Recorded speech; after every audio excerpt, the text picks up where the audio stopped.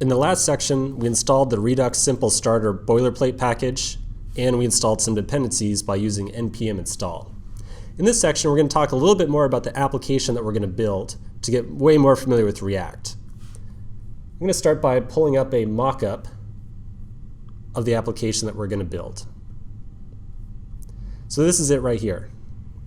We're going to build this application using only React, so no Redux just yet. We're going to get really familiar with React before we delve into Redux. So let's talk a little bit about this application. It's a video player of sorts, and it might look a little bit familiar. It's really modeled off of YouTube. So at the top, we've got a search bar. On the right-hand side, we have some videos. We have a video player in the middle, and underneath it, a video title and description of the currently playing video. When a user types into the search bar, it's going to update the video list on the right-hand side on the fly. And when they click on a video, it will start playing automatically inside the video player section right here. We're not going to use any dummy data for this application. We're going to use the actual YouTube API. So this is going to be a fully functional React application that you could deploy if you want to. So with a better idea of what we're building, we're going to come back to this mock several times and talk about exactly how we're going to approach this project.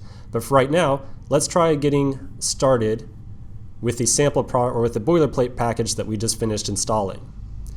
So I'm here at the command line inside the project directory, and I've already installed all the project dependencies using npm install. I'm going to now type in the command line just npm start.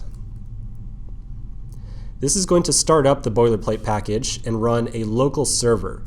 Remember, we write JavaScript files inside of this package, then Babel and Webpack bundle all those files together, convert them to ES5, something that can be ran inside the browser, and then makes a local server available from which we can view all those files. So you can see here that the entire package is finished compiling. So now I'm going to go ahead, flip open my browser, and I'm going to navigate to the default host for this package, or for this boilerplate, which is localhost 8080. And you can see at the top, I have, very simply, React Simple Starter. Cool. Let's continue in the next section where we'll start making some changes to the files inside the boilerplate